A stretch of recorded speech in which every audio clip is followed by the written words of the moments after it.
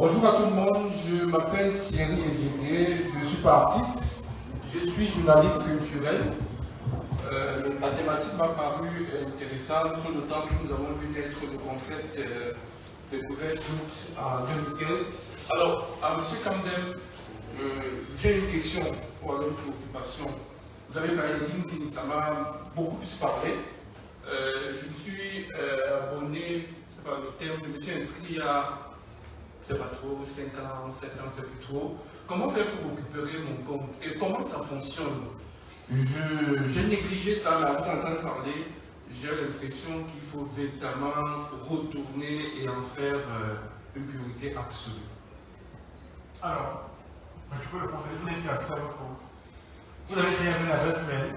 Oui, je continue à recevoir quand même des notifications sur mon mail.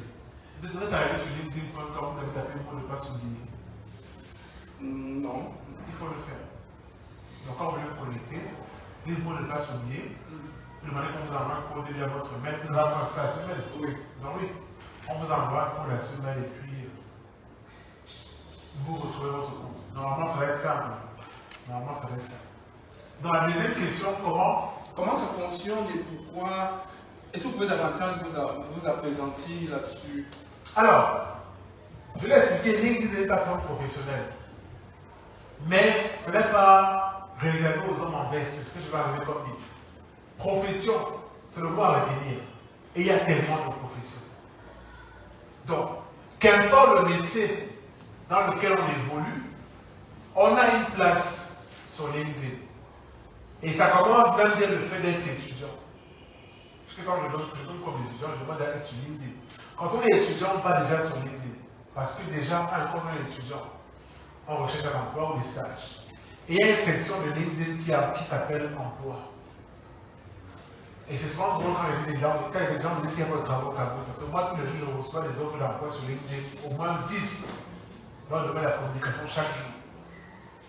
Mais, comme les gens ne sont pas sur LinkedIn, ils ne les voient pas. Parce que les marques communiquent uniquement sur LinkedIn, leurs offres d'emploi, elles sortent pas. Elles restent sur LinkedIn. Premier avantage. Le deuxième avantage, c'est que vous venez pour créer un réseau. Sur Facebook, on a les amis. Sur Instagram, on a les abonnés. Sur LinkedIn, on a les relations. C'est le mot qu'on appelle. Ajouter une nouvelle relation.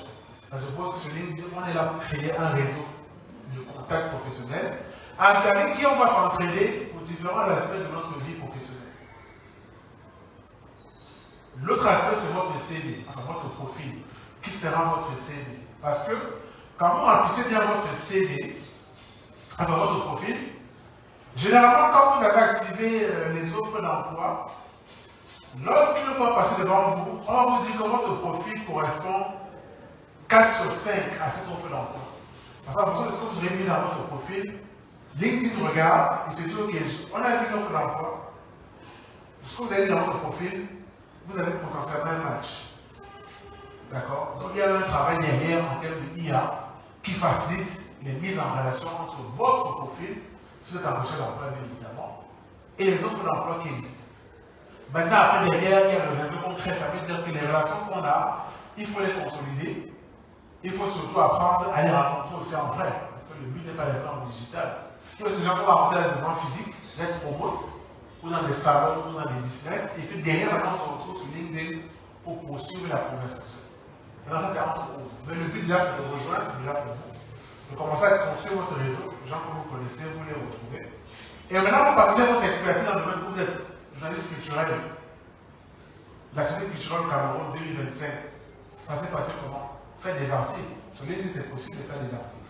Contrairement à Facebook, on peut écrire des articles qui seront lus par d'autres personnes. C'est bon.